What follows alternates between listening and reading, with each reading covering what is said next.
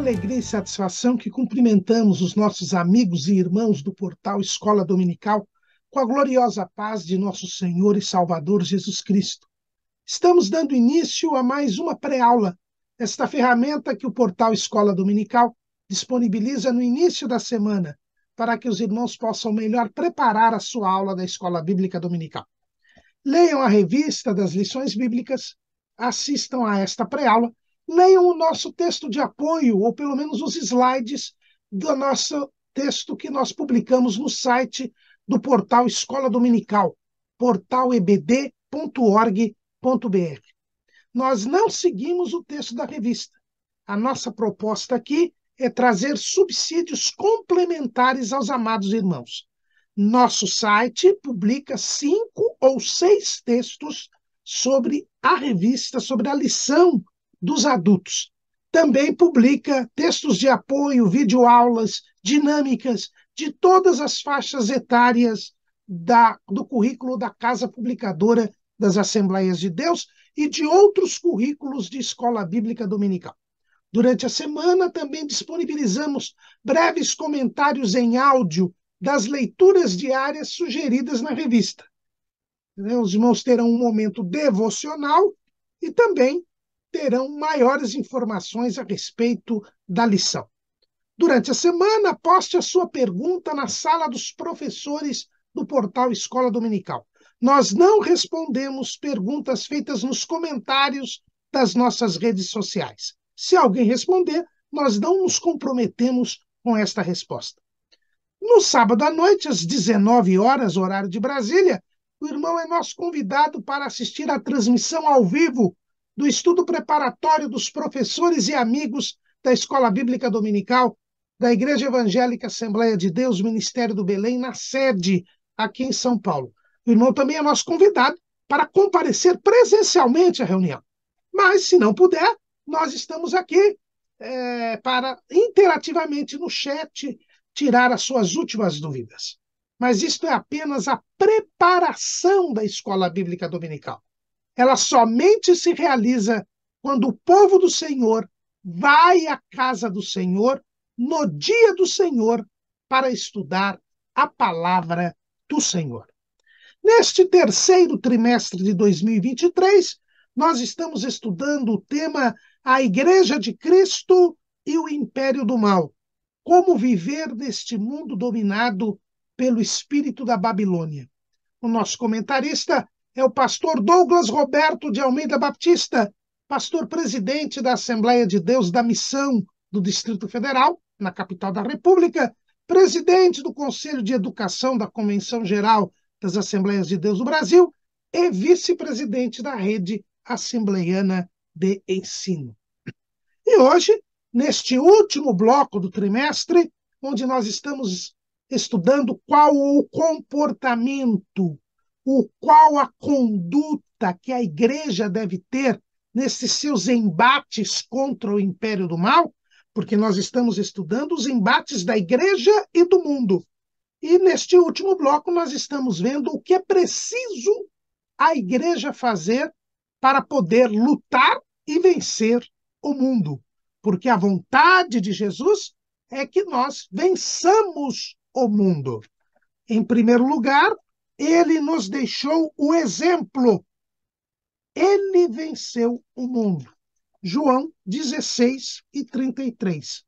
Tenho-vos dito isso para que em mim tenhais paz. No mundo tereis aflições, mas tende bom ânimo, eu venci o mundo. Então Jesus nos deixou o exemplo vencendo o mundo.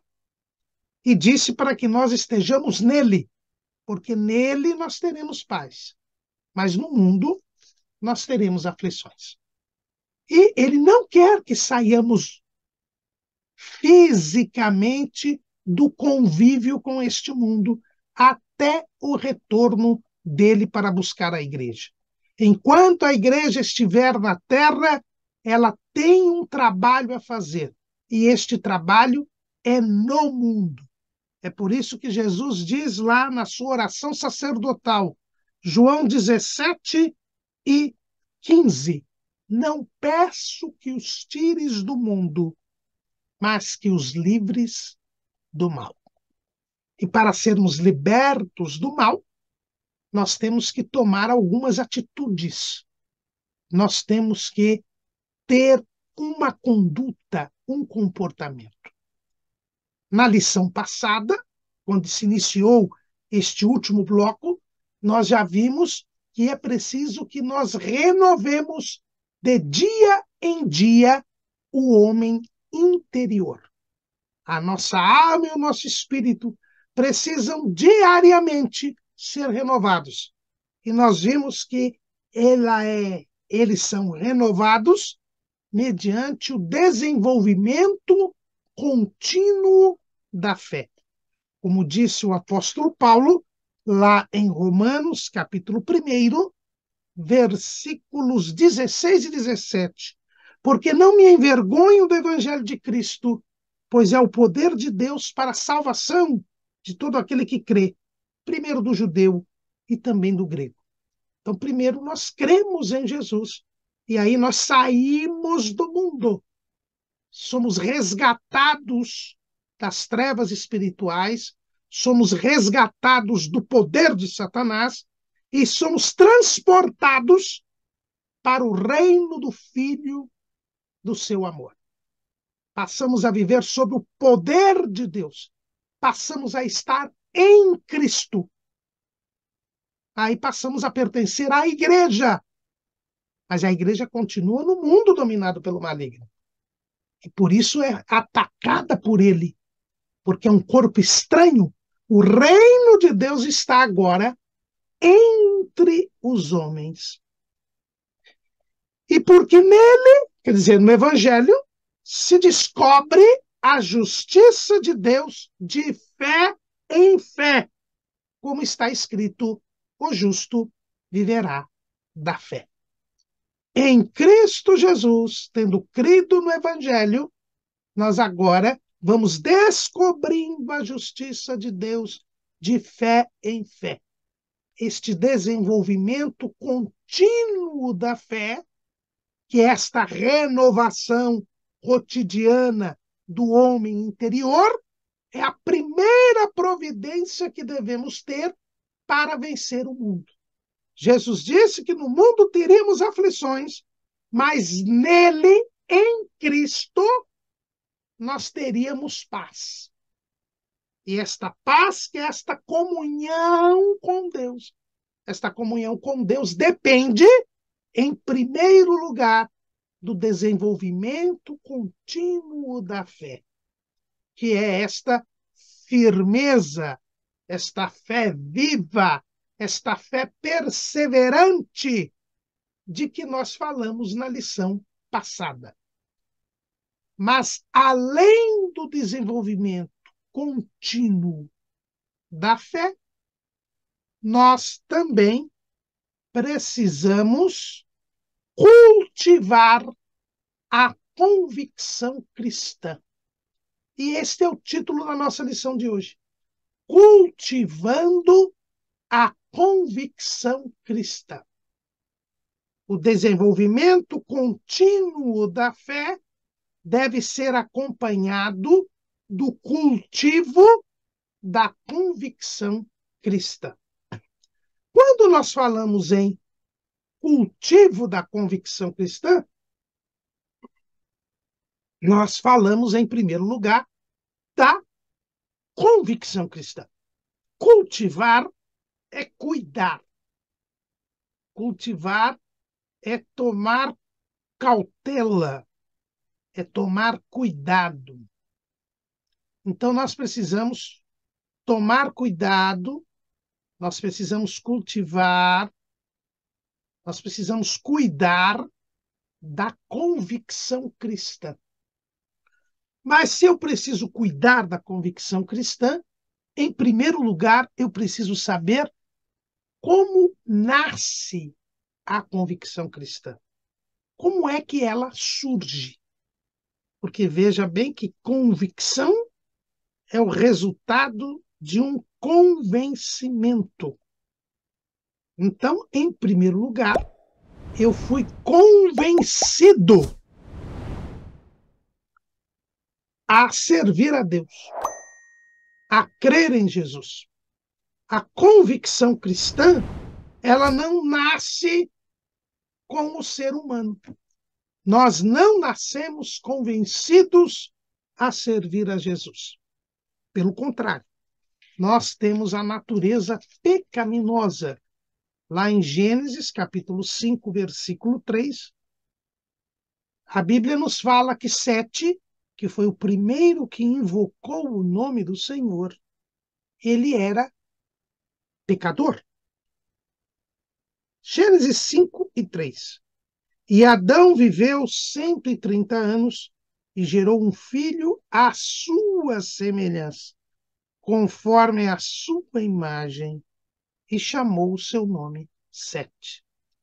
Fazia 130 anos que Adão estava no pecado, que Adão estava separado de Deus, condenado a tornar ao pó, tendo que do suor do seu rosto sobreviver e tendo a natureza contra si, numa terra amaldiçoada por causa dele. Era este o Adão que gerou Sete. E Sete, embora fosse um homem justo, que invocou o nome do Senhor, que procurou a Deus, que deu origem a uma linhagem que são os primeiros homens chamados filhos de Deus na Bíblia Sagrada. Sete era imagem e semelhança de Adão. Ele não começou a invocar o nome do Senhor porque tinha uma convicção, uma natureza voltada para Deus. Não, a sua natureza era contrária a Deus, porque ele foi feito à imagem e semelhança de Adão. Como diz Davi, no Salmo 51, Davi, que era um homem segundo o coração de Deus, Davi, que compõe este salmo confessando o seu pecado, ele diz, no versículo 5 do Salmo 51, eis que em iniquidade fui formado, e em pecado me concebeu minha mãe. E ele continua, eis que amas a verdade no íntimo, e no oculto me fazes conhecer a sabedoria. Davi diz que para ter acesso à sabedoria, ele teve de conhecê-la por Deus, porque ele naturalmente não tinha condições de ser sábio. E sábio é aquele que teme a Deus, porque o temor do Senhor é o princípio da sabedoria, como diz o próprio Davi, desta feita no Salmo 111, versículo 10. Aliás, o salmista aqui é anônimo, perdoe-me, né? Eu confundi com o Salmo 110. Salmo 110 é feito por Davi, mas o Salmo 111 é anônimo. E diz assim, o temor do Senhor é o princípio da sabedoria. Bom entendimento tem todos os que lhe obedecem. O seu louvor permanece para sempre. Então veja que o temor do Senhor, ele vem e dá sabedoria, mas depende de Deus nos dar. Porque eu e você não temos naturalmente a sabedoria. O homem natural, ele é pecador. Nós somos salvos porque cremos, mas somos pecadores. Somos pecadores. Então, a convicção cristã, que é o convencimento para crer em Jesus, ele não nasce conosco, não faz parte da nossa natureza adâmica. E como é, então, que nasce a convicção cristã?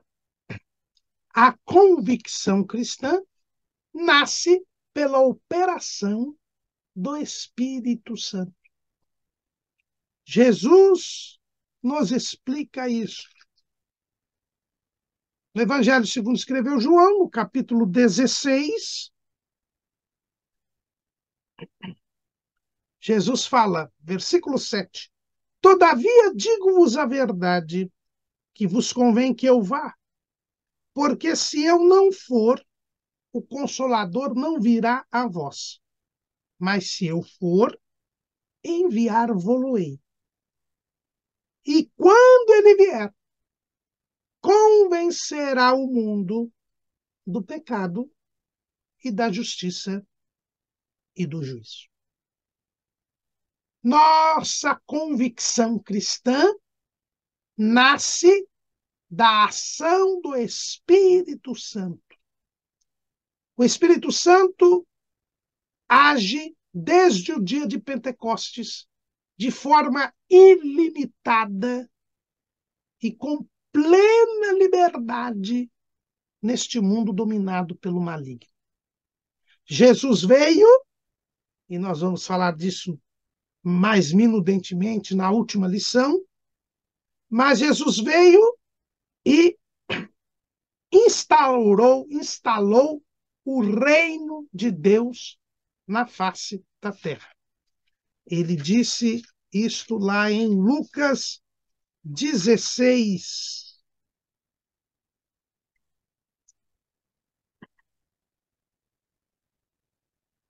E 16. A lei e os profetas duraram até João. Desde então é anunciado o reino de Deus, e todo homem emprega força para entrar nele. Jesus veio e instalou o reino de Deus entre os homens. E agora é possível a todo ser humano ser convencido pelo Espírito Santo, porque Jesus ressuscitou, subiu ao céu e enviou o Espírito Santo. E o Espírito Santo agora convence o mundo do pecado, da justiça e do juízo. A palavra de Deus é pregada. Ela é anunciada. Veja que é anunciado o reino de Deus. E desde então, todo homem emprega força para entrar nele. A partir do momento em que o reino de Deus é anunciado pela pregação do evangelho, as pessoas que creem, e empregar força aí é crer. É deixar de acreditar no diabo. É demonstrar a intenção de abandonar o pecado. E crendo na palavra, ele sai do mundo. Ele é liberto do mundo. E ele crê na palavra, por quê? Porque ele é convencido pelo Espírito Santo. A palavra é pregada. E a pregação, Paulo escrevendo aos Romanos, capítulo 10, versículo 17. De sorte que a fé é pelo ouvir, e o ouvir pela palavra de Deus. Quando ouvimos a palavra de Deus, quando ouvimos o evangelho, a fé vem e ela pode ser acolhida. E ela é acolhida pela manifestação da nossa fé, porque nós temos a fé, capacidade de crer, esta fé que está inativa, porque faz parte do nosso espírito, que está inativo, por causa da natureza pecaminosa. O espírito faz a ligação com Deus. Mas a partir do momento que eu acolho a palavra, e eu acolho a palavra pela fé. Por isso que a Bíblia diz, e esta é a vitória que vence o mundo, a nossa fé. No momento em que eu acolho a palavra, e eu acolho a palavra por quê? Porque a fé vem pela ouvir, e eu sou convencido pelo Espírito Santo. O Espírito Santo vem e me convence. Ele usa a palavra que é pregada. Aplica em mim a palavra. E ele me convence do pecado, da justiça e do juízo. É aqui que nasce a convicção cristã. Então, a convicção cristã, irmãos, ela não vem de um exercício da mente. Ela não vem por meio de uma análise racional. Se alguém se diz servo de Deus puramente pela razão, ele não é salvo. Na verdade, ele não se converteu. Porque a conversão, ela vem do convencimento do Espírito Santo. Veja que o apóstolo Paulo ele tinha essa preocupação de pregar a palavra na unção do Espírito Santo, para que houvesse o convencimento do Espírito Santo. Paulo diz isso lá em 1 Coríntios, capítulo 2. E eu, irmãos, quando fui ter convosco, anunciando-vos o testemunho de Deus, não fui com sublimidade de palavras ou de sabedoria, porque nada me propus saber entre vós, senão a Jesus Cristo e este crucificado. E eu estive convosco em fraqueza e em temor e grande temor. A minha palavra e a minha pregação não consistiram em palavras persuasivas de sabedoria humana, mas em demonstração de espírito e de poder, para que a vossa fé não se apoiasse em sabedoria dos homens, mas no poder de Deus. Eu não posso ser convencido pela retórica do pregador.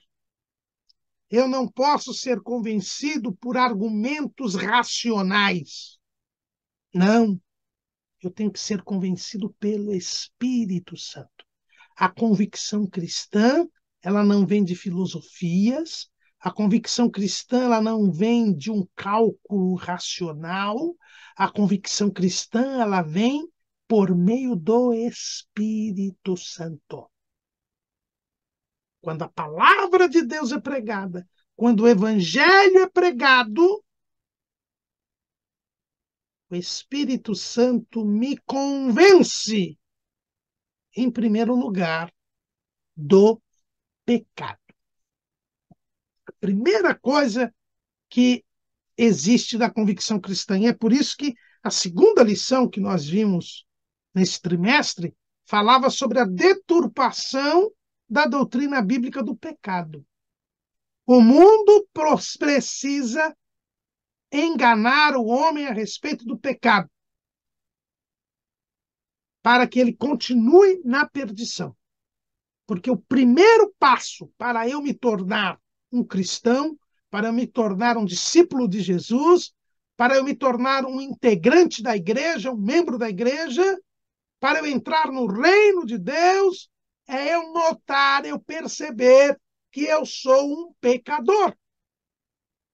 E aqui nós nos lembramos mais uma vez da obra de John Bunyan, o peregrino cristão. A primeira coisa que ele percebeu é que ele estava na cidade da destruição. Ele só quis ir para a cidade celestial quando ele percebeu que estava na cidade da destruição.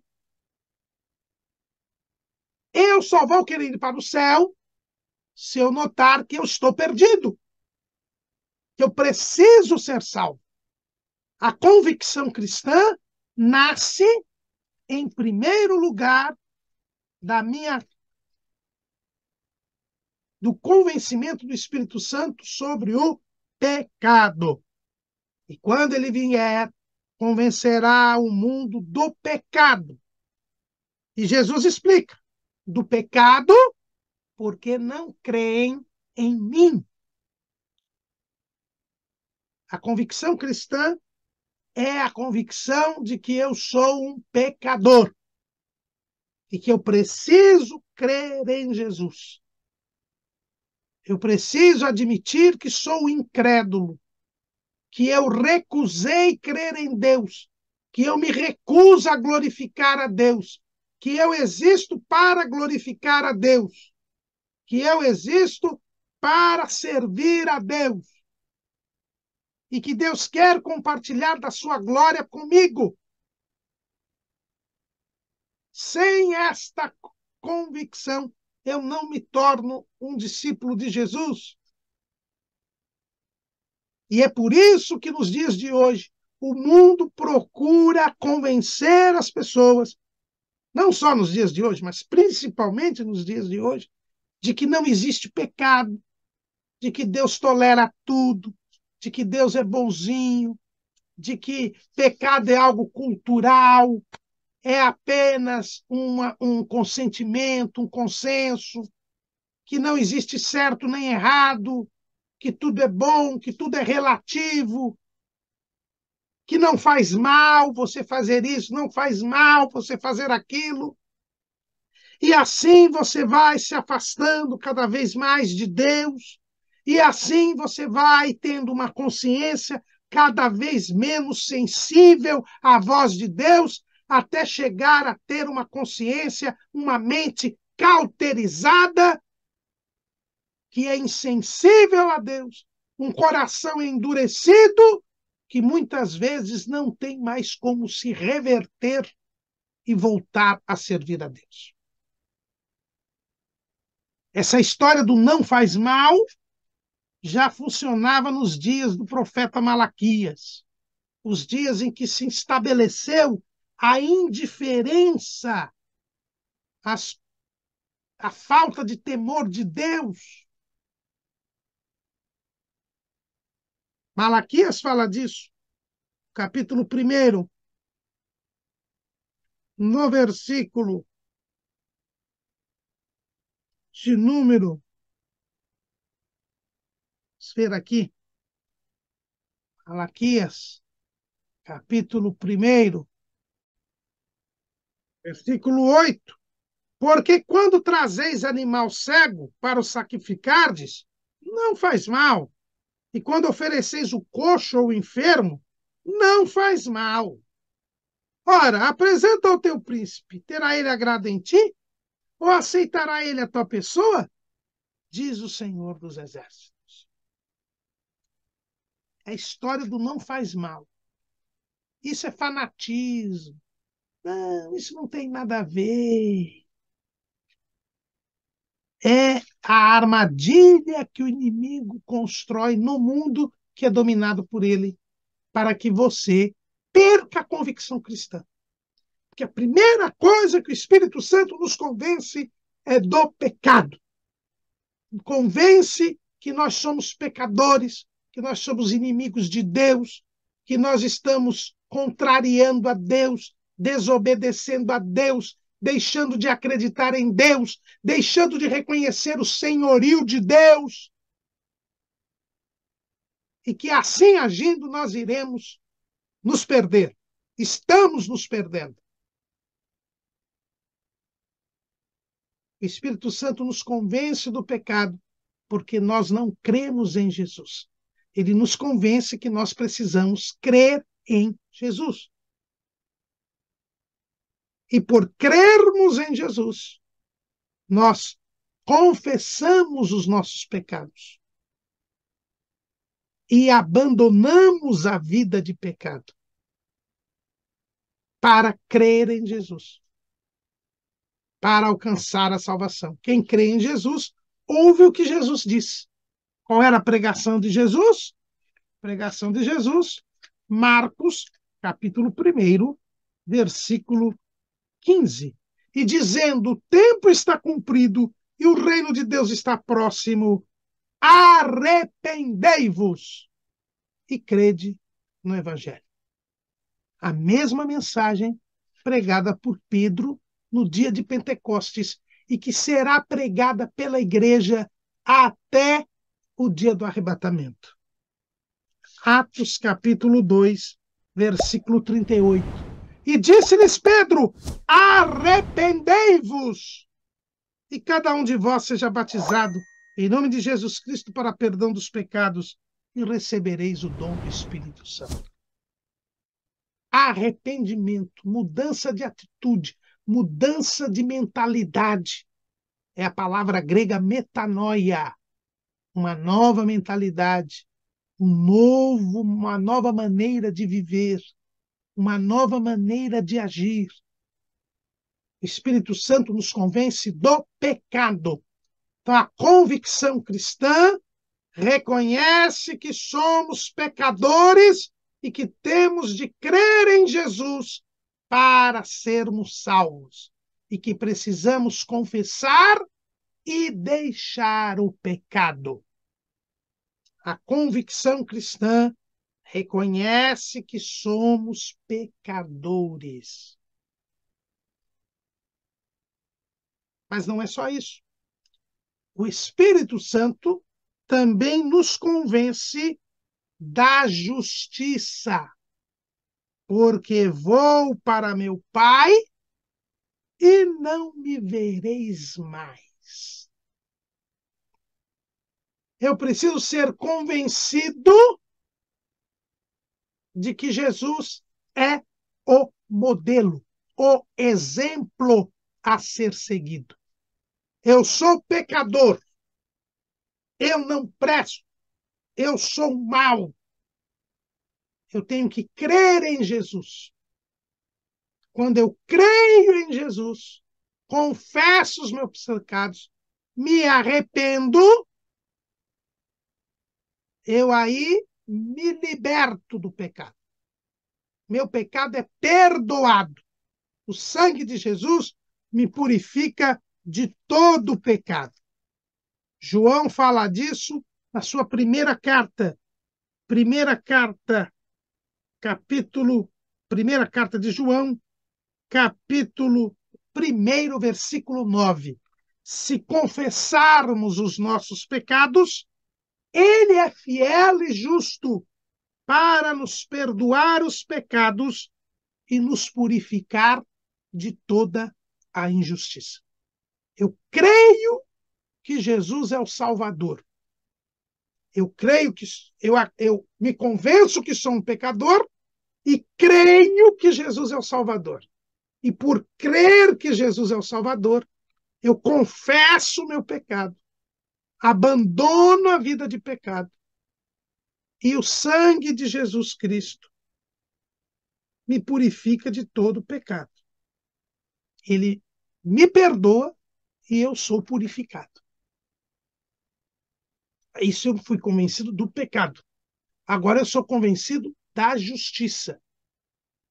Purificado, santificado, eu então agora vou imitar Jesus. Vou viver como Jesus viveu. Jesus não está mais aqui. Quando os discípulos estavam com Jesus, eles imitavam a Jesus, procuravam imitar a Jesus, viam o procedimento de Jesus. Nós notamos bem isso lá no capítulo 11 do Evangelho segundo escreveu Lucas.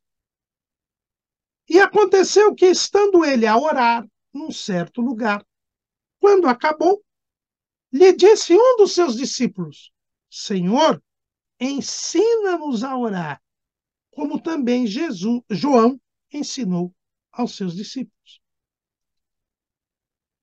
Os discípulos viam o que Jesus fazia e procuraram, então, aprender com Jesus. Jesus mesmo disse: aprendei de mim, que sou manso e humilde de coração, e encontrareis descanso para as vossas almas. Lá em Mateus 11, 29. Então, os discípulos tinham Jesus como referência. Mas Jesus não está mais fisicamente entre nós. Ele morreu, ressuscitou e subiu aos céus. Agora o Espírito Santo foi enviado por ele, pelo Pai. Ele nos convence da justiça. Ou seja, ele agora, depois que nos convenceu que somos pecadores, e nós cremos em Jesus, e os nossos pecados foram perdoados, nós agora recebemos a justiça de Cristo. Nós somos justificados. A justiça de Cristo é imputada a nós. É aquela troca mais vantajosa do universo. Nós entregamos os nossos pecados e recebemos a justiça de Cristo. Agora, esta justiça de Cristo que nos é dada, ela é exercitada a partir do momento que imitamos a Jesus. Passamos a viver como Jesus, a fazer o que Jesus fazia, a falar o que Jesus falava. Aí nós imitamos a Jesus. Paulo fala disso em 1 Coríntios, capítulo 11, versículo 1. Sede meus imitadores, como também eu de Cristo. Em Antioquia, os discípulos foram pela primeira vez chamados cristãos. Por quê? Porque passaram a fazer o que Jesus fazia. Veja que em Antioquia, os discípulos, os antioquitas, nunca viram Jesus. Jesus nunca esteve em Antioquia. Mas, quando a igreja foi estabelecida em Antioquia, e os cristãos começaram a pregar a respeito de Jesus, os moradores de Antioquia começaram a perceber que aquelas pessoas que pregavam Jesus viviam do mesmo jeito que o Jesus de quem eles falavam. Os moradores de Antioquia fizeram uma comparação entre o Jesus que era pregado e a vida dos discípulos de Jesus. E chegaram à conclusão que os discípulos de Jesus viviam como o Jesus que eles pregavam. E por isso deram para eles o nome de cristãos. Ser cristão quer dizer ser parecido com Cristo, ser um pequeno Cristo. Porque o Espírito Santo convenceu aqueles crentes da justiça. Eles passaram a viver como Jesus vivia. É por isso que o Espírito Santo, ele, primeiro, nos glorifica ao Filho. Então, o Espírito Santo, ele enaltece, ele exalta a figura de Jesus. E se nós somos convencidos da justiça pelo Espírito Santo, o Espírito Santo nos mostra quem é Jesus. O temor que temos de ter a Jesus, a obediência que temos de ter a Ele, a grandeza de Jesus. Mas este Espírito Santo também nos guia em toda a verdade. O próprio Jesus disse que ele diz, olha, mas quando vier aquele Espírito da verdade, ele vos guiará em toda a verdade, porque não falará de si mesmo, mas dirá tudo o que tiver ouvido e vos anunciará o que há de vir. João 16:13. O Espírito nos guia em toda a verdade. Olha, a verdade é Jesus. Jesus disse, eu sou o caminho, a verdade e a vida. João 14:6. Então, se o Espírito Santo nos guia em toda a verdade, ele faz com que nós nos encontremos com Jesus e vivamos como Jesus, porque ele é a verdade. Quando eu creio, eu estou em Cristo. Se eu estou em Cristo, eu estou na verdade. E eu começo a praticar a verdade. E se eu pratico a verdade, eu estou convencido da justiça. O salvo, ele anda na verdade. Esta era a alegria do apóstolo João. Terceira de João, versículo 4. Não tenho maior gozo do que este, o de ouvir que os meus filhos andam na verdade. Os discípulos de Jesus, a igreja, este corpo estranho que está no mundo, ele anda na verdade. E a verdade é a palavra de Deus. João 17:17. Santifica-os na verdade, a tua palavra é a verdade. É por isso que eu sou convencido da justiça, porque agora eu começo a andar segundo a palavra de Deus, segundo a Bíblia Sagrada, segundo as Escrituras. E as Escrituras testificam de Jesus. São as Escrituras que de mim testificam. João 5:39. Andar na verdade é andar na palavra de Deus. Andar na palavra de Deus é imitar a Jesus. E o Espírito Santo ainda, Jesus fala, ele nos fará lembrar o que disse Jesus. João 14:26. Mas aquele Consolador, o Espírito Santo, que o Pai enviará em meu nome, vos ensinará todas as coisas e vos fará lembrar de tudo quanto vos tenho dito. O que Jesus disse é o que está nas Escrituras, o que está na Bíblia Sagrada, que são as testemunhas de Jesus. As Escrituras são as testemunhas de Jesus. Elas testificam a respeito de Jesus. E o Espírito Santo nos faz lembrar o que está escrito. E nos ensina, nos revela o que está escrito. E assim nós somos convencidos da justiça. A convicção cristã nos leva a imitar a Jesus. Imitar a Jesus é andar na verdade. Andar na verdade é andar segundo a Bíblia Sagrada, segundo as Escrituras. Por isso o mundo ataca a Bíblia. Por isso o mundo procura nos fazer desacreditar da Bíblia.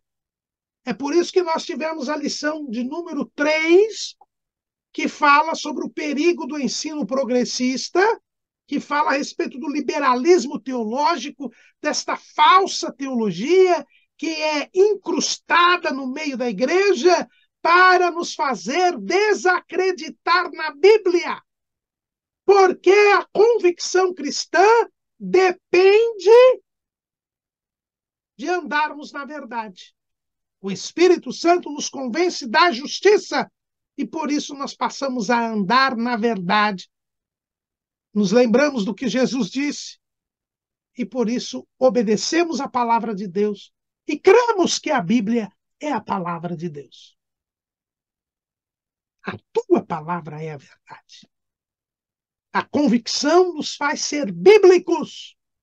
A convicção nos faz viver de acordo com as Escrituras. A convicção nos faz reconhecer que a Bíblia é inerrante, infalível, palavra de Deus. Mas o Espírito Santo também nos convence do juízo.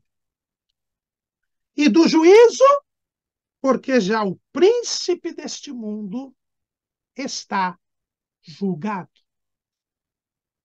O Espírito Santo nos convence de que o diabo, que é o príncipe deste mundo, que é o Deus deste século, a quem nós servíamos, a quem nós satisfazíamos os seus desejos. Porque antes de sairmos do mundo, nós éramos filhos do diabo. Nós vivíamos no pecado. 1 de João, capítulo 3, versículo 8. Quem pratica o pecado é do diabo, porque o diabo vive pecando desde o princípio. Para isto o Filho de Deus se manifestou, para desfazer as obras do diabo. Qualquer que é nascido de Deus não vive na prática do pecado, porque a sua semente permanece nele. E não pode viver pecando porque é nascido de Deus. Nisto são manifestos os filhos de Deus e os filhos do diabo. Qualquer que não pratica a justiça e não ama seu irmão, não é de Deus. Jesus também disse lá em João 8:44: Vós tendes por pai ao diabo e quereis satisfazer os desejos do vosso pai. O Espírito Santo nos convence que o diabo não é o nosso Deus, que o diabo não é o nosso príncipe. O diabo é um condenado que está aguardando a execução da sua pena. O príncipe deste mundo já foi julgado. O diabo é um derrotado, é um condenado. Existe um certo lugar por aí que também aquele que dizem ser o príncipe é um condenado. Mas no mundo, o príncipe é o condenado. E a sua condenação não pode ser anulada, sua condenação não pode ser esquecida, como acontece no direito brasileiro, não é? Muitas pessoas são condenadas e depois inventam alguma coisa para tirar a condenação. Mas não. Quem condenou o diabo foi Deus. E a sua condenação é certa. É certa não, já foi feita. A execução da pena é certa. Mateus 25 e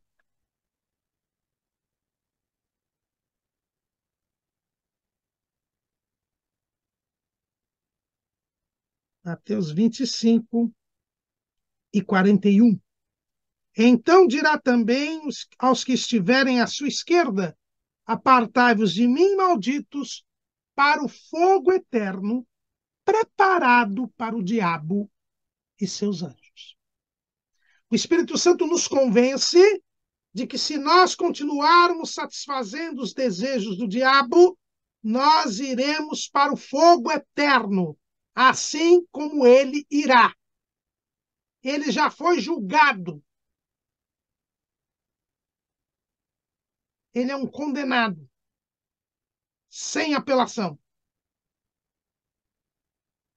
E nós temos a chance de sermos salvos. E o Espírito Santo nos convence que nós podemos escapar da ira divina. Até mesmo da ira divina que será lançada sobre a terra ainda antes do castigo eterno. Esta é a convicção cristã. Paulo fala dela ao escrever 1 aos Tessalonicenses, capítulo 1, o livro que muitos entendem ter sido o primeiro livro do Novo Testamento. Versículos 9 e 10. Porque eles mesmos anunciam de nós qual a entrada que tivemos para convosco, e como dos ídolos vos convertestes a Deus, para servir ao Deus vivo e verdadeiro, e esperar dos céus a seu Filho, a quem ressuscitou dos mortos, a saber, Jesus, que nos livra da ira futura. Essa ira futura é não só a grande tribulação aqui na terra, mas a condenação eterna. A convicção cristã nos mostra quem é o diabo. É uma criatura condenada por Deus e que tenta levar consigo tantos quantos puder, para compartilharem com ele do fogo eterno, do tormento eterno. Mas Deus não quer isto para nós. E nós somos convencidos de que o diabo é um condenado, que não merece crédito, que é um mentiroso, que é um homicida, e que nós podemos nos livrar dele, porque Jesus veio para nos dar liberdade. Nós descobrimos que o diabo é um tirano que está condenado, que não merece crédito nem medo, e podemos nos livrar dele crendo em Jesus. A convicção cristã reconhece quem verdadeiramente é o diabo e não tem mais medo do diabo e não se submete ao diabo e sabe que o diabo está vencido e condenado. O mundo procura esconder esta verdade a respeito do diabo. E ou trata o diabo como Deus, que é a tendência crescente. Vemos aí o aumento do satanismo. Ou então procura enganar as pessoas dizendo que o diabo não existe, que o diabo é uma lenda. Ou ainda procura trazer a ideia de que Deus e o diabo são equivalentes. São as forças do bem e do mal que montam a harmonia do mundo. Então vemos que a convicção cristã, ela nasce por uma operação do Espírito Santo, que nos faz reconhecer que somos pecadores e de que necessitamos de Jesus para a salvação, e que nos faz reconhecer a grandeza de Jesus, que nos convence da justiça e que nos faz viver como Jesus viveu, praticar o que Jesus manda que nós façamos, crendo na Bíblia Sagrada, e que nos mostra quem é o diabo. É um condenado que não merece crédito. Essa é a convicção cristã.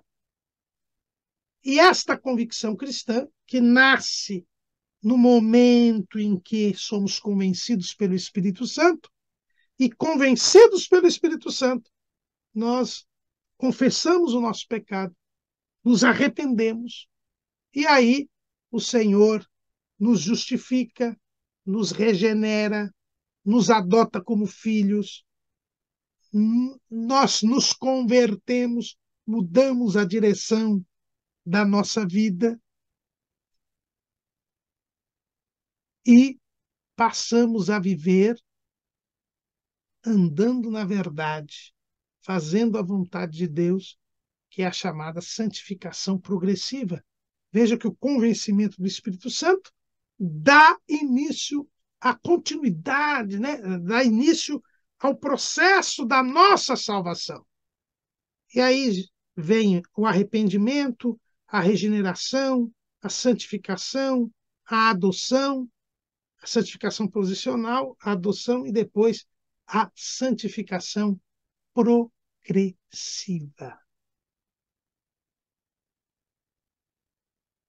Agora, esta convicção cristã, ela precisa ser cuidada.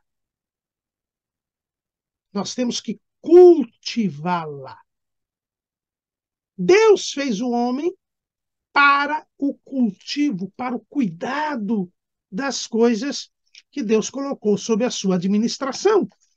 Gênesis capítulo 2, versículo 15. E tomou o Senhor Deus o homem e o pôs no jardim do Éden para o lavrar e o guardar. Lavrar é a lavoura, é o cuidado, é o cultivo. A convicção cristã, ela nasce do convencimento do Espírito Santo. O convencimento do Espírito Santo nos leva ao arrependimento E aí Deus nos faz uma nova criatura, somos regenerados, somos justificados, a justiça de Cristo é colocada em nós, somos santificados, somos separados do pecado, somos adotados como filhos de Deus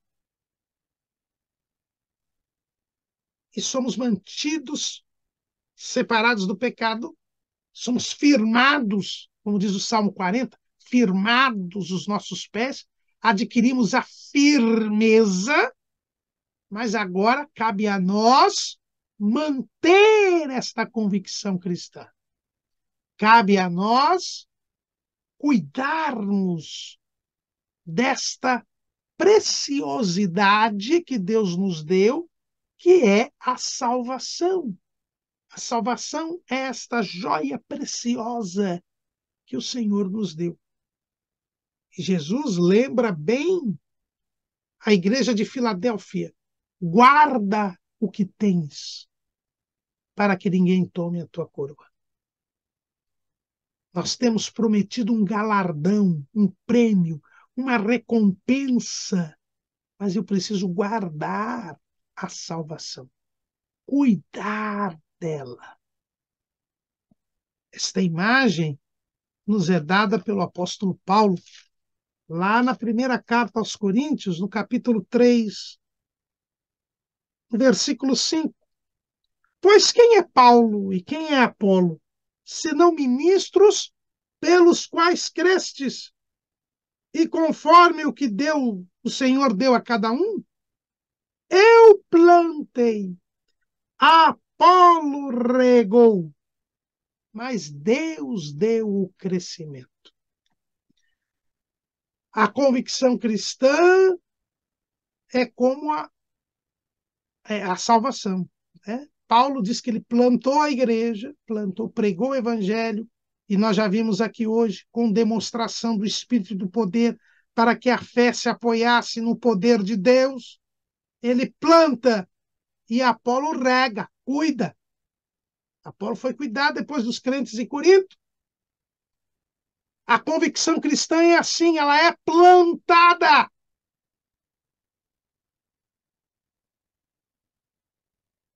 O Espírito Santo nos convence do pecado, da justiça e do juízo. Ele planta esta convicção. E esta convicção é plantada onde? Salmo 1, versículo 3. Pois será como a árvore plantada junto a ribeiros de águas, a qual dá o seu fruto na estação própria, e cujas folhas não caem, e tudo quanto fizer prosperará. Ou ainda, Jeremias 17:8, porque ele será como a árvore plantada junto às águas, que estendem as suas raízes para o ribeiro, e não receia quando vem o calor, mas a sua folha fica verde, e no ano de sequidão não se afadiga, nem deixa de dar fruto. A convicção cristã é plantada em nós e nós somos colocados junto ao ribeiro das águas. Nós somos colocados, é por isso que Jesus diz a Nicodemos que quem não nasce da água e do Espírito não pode entrar no reino de Deus. Nós somos colocados junto aos ribeiros d'água. Nós somos colocados no lugar da fartura espiritual, próximos da fonte da água. A água é a palavra de Deus.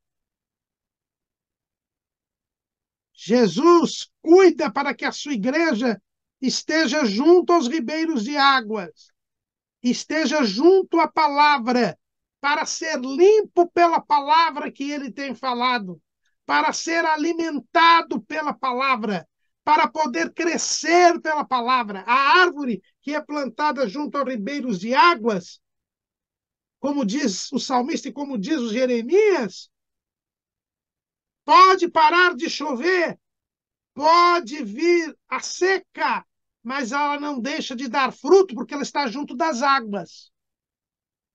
As suas raízes pegam as águas. Mesmo que não chova, ela está junto ao ribeiro de águas. A mudança de tempo, o clima não altera a vitalidade daquela árvore. Por quê? Porque ela está junto aos ribeiros de águas. O Senhor nos planta junto aos ribeiros de águas. E nós devemos permanecer ali, junto às águas, junto à palavra de Deus, meditando de dia e de noite na palavra de Deus, tendo comunhão com Deus, como nós vimos na aula passada, orando, jejuando, meditando na palavra, fazendo a obra de Deus, cumprindo a vontade de Deus, sendo obediente à palavra, evangelizando, que é a ordem de Jesus, buscando o batismo com o Espírito Santo, buscando os dons espirituais. Porque junto às águas nós somos purificados e lavados e mantidos em santidade e no poder de Deus. É assim que Jesus quer a sua igreja. Efésios, capítulo 5. Versículo 25. Vós, maridos, amai vossa mulher, como também Cristo amou a sua igreja e a si mesmo se entregou por ela, para a santificar, purificando-a com a lavagem da água pela palavra, para apresentar a si mesmo igreja gloriosa, sem mácula, sem ruga, nem coisa semelhante, mas santa e irrepreensível. A água nos traz condição de sermos igreja gloriosa, sem mácula, nem ruga, nem coisa semelhante, mas santa e irrepreensível. Eu preciso cultivar a convicção cristã, estando junto aos ribeiros das águas, não saindo da presença de Deus, buscando uma espiritualidade sadia e crescente. Esse desenvolvimento contínuo da fé, que falamos na lição passada, é complementado por esta atitude, por este cultivo da convicção cristã. E Paulo fala dessa sequência, lá em Romanos, capítulo 5, sendo, pois, justificados pela fé, temos paz com Deus por nosso Senhor Jesus Cristo, pelo qual também temos entrada pela fé a esta graça, na qual estamos firmes. Veja, é a fé, depois da fé a firmeza, que é este desenvolvimento da fé, se descobrindo a justiça de Deus de fé em fé, e nos gloriamos na esperança da glória de Deus. Nós passamos agora a esperar a glória de Deus. E eu espero a glória de Deus onde? Junto aos ribeiros das águas. É o lugar onde nós poderemos dar fruto. Veja que o salmista diz que junto ao ribeiro, será como a árvore plantada junto ao ribeiro de águas, a qual dá o seu fruto na estação própria e cujas folhas não caem. E o profeta Jeremias diz que mesmo na seca, mesmo na estiagem, não deixa de dar o seu fruto. Jesus disse que nos nomeou para que vamos, João 15,16, não me escolheste, João 15,16, não me escolhestes vós a mim, mas eu vos escolhi a vós, e vos nomeei para que vades e deis fruto. Eu preciso dar o fruto, produzir o fruto do Espírito, produzir o fruto da justiça. Mas só acontecerá isso se eu estiver junto aos ribeiros de águas. Como nós vimos na semana passada, a renovação cotidiana do homem interior. Eu tenho que estar junto aos ribeiros de águas para poder produzir fruto. E ao produzir fruto, eu passo a influenciar o mundo onde eu estou. Ao produzir o fruto do Espírito, que é o fruto da justiça, eu passo a ser igreja gloriosa, sem mácula, sem ruga, nem coisa semelhante. Eu passo a ser sal da terra e luz do mundo. Jesus diz que nós somos o sal da terra e nós somos a luz do mundo. Quando eu cultivo a convicção cristã, eu passo a produzir amor, paz e gozo. Esse fruto fala do meu relacionamento com Deus. Eu passo a amar a Deus porque Ele me amou primeiro, e amor é um comportamento e não um sentimento. Então eu passo a guardar a palavra. Eu tenho paz porque eu tenho comunhão, e eu cuido dessa comunhão me mantendo junto ao ribeiro de águas. E eu tenho gozo, eu tenho a alegria da salvação. E as circunstâncias não me abalam, não me movem. E eu, tendo amor, eu não folgo com a injustiça, mas folgo com a verdade. E, portanto, eu começo a batalhar para que haja justiça onde eu estou, sendo primeiramente justo.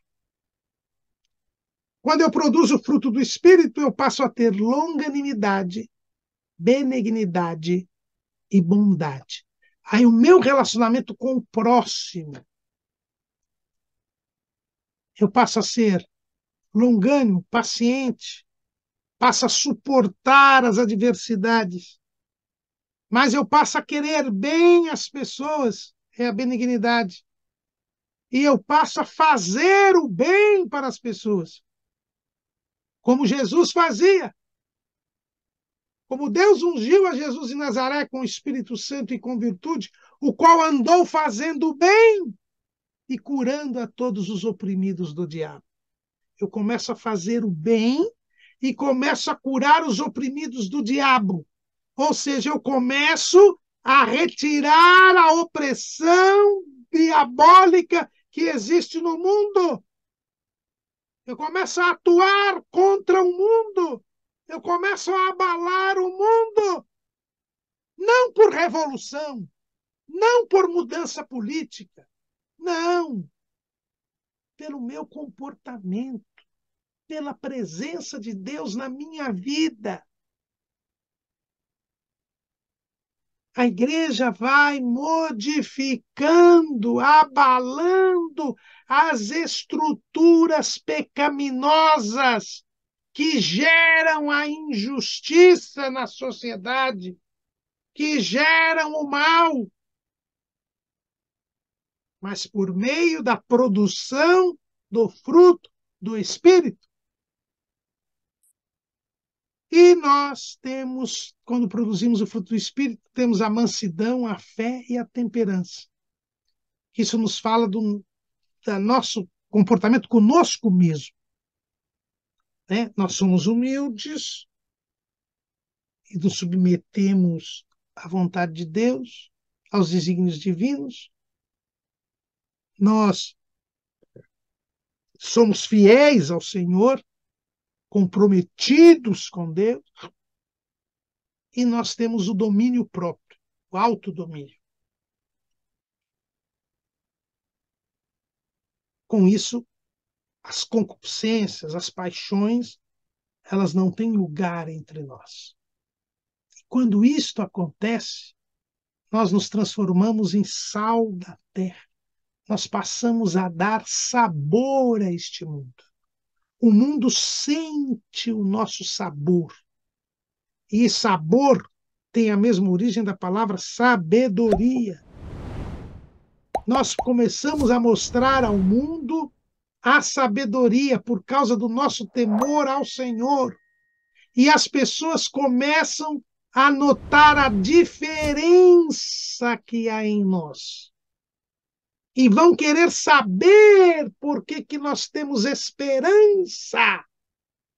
Que tudo isso é a esperança da glória de Deus. E vão querer saber por que nós temos uma visão diferente. É o que diz Pedro, 1 de Pedro, capítulo 3, versículo 15. Antes santificai a Cristo como Senhor em vosso coração, e estáis sempre preparados para responder com mansidão e temor a qualquer que vos pedir a razão da esperança que há em vós. Tendo uma boa consciência, para que naquilo que falam mal de vós, como de malfeitores, fiquem confundidos os que blasfemam do vosso bom procedimento em Cristo. Através do nosso testemunho, nós começamos a abalar as estruturas pecaminosas do mundo. As pessoas começam a notar a nossa diferença, o nosso sabor, a nossa sabedoria, e vão querer saber por que somos assim, e vão querer se informar a respeito de nós, a respeito do nosso Salvador. E nós vamos começar a ganhar almas para o Senhor e a mudar a vida da nossa sociedade. É por isso que o nosso comentarista fala que da convicção espiritual surge a convicção moral.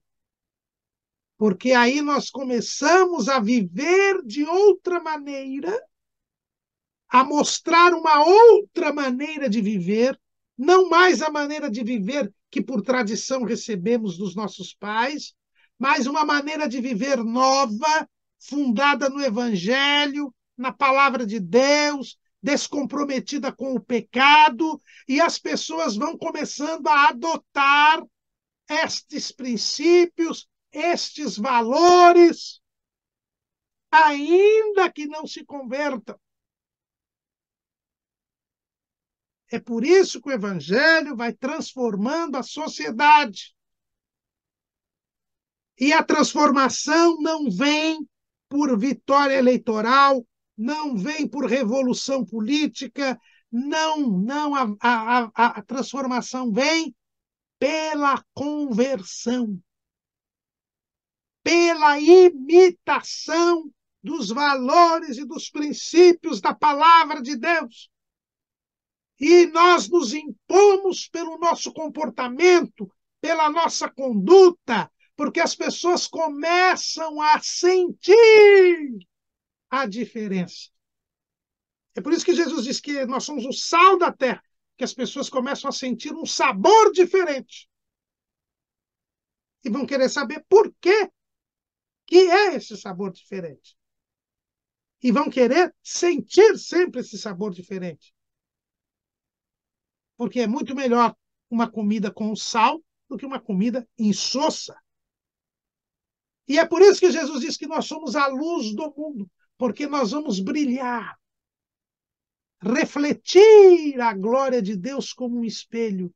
E por mais que o diabo tente cegar os entendimentos dos incrédulos, eles não vão conseguir, porque Jesus diz que não se pode esconder uma luz debaixo do alqueire, mas ela é colocada num velador.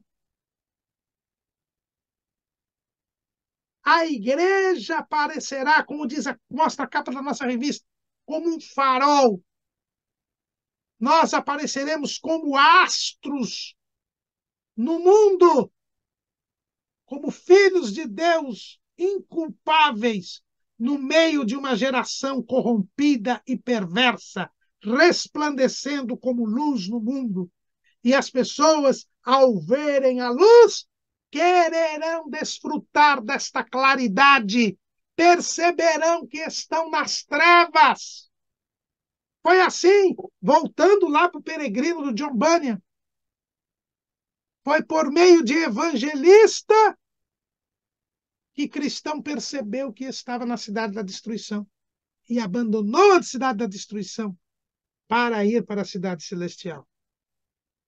E foi através das notícias que Cristiana, a mulher de Cristão, e seus filhos tiveram a respeito de Cristão, que também quiseram ir para a cidade celestial.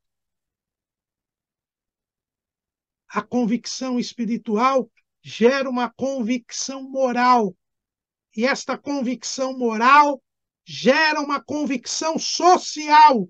Sociedades inteiras passam a viver conforme os ditames da palavra de Deus.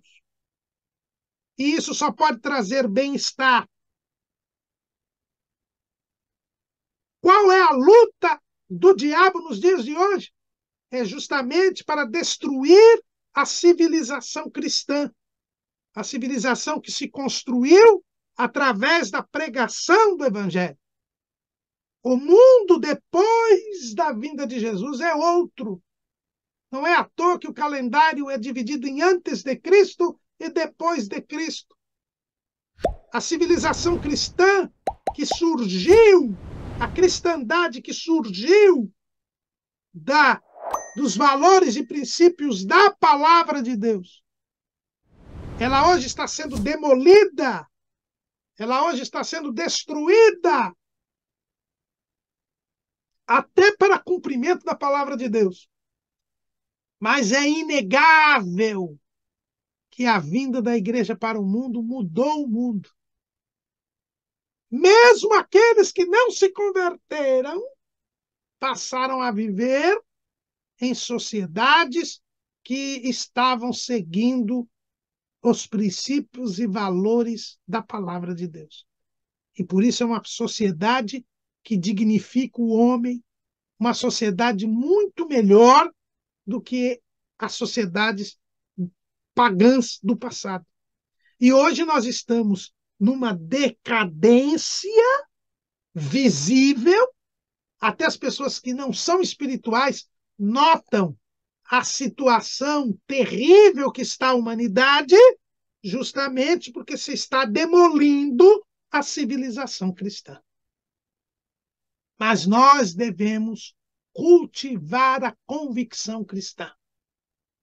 Continuar sendo sal da terra e luz do mundo, até o dia que Jesus voltar, para ganhar as almas e para preservar ainda o que for possível da civilização cristã.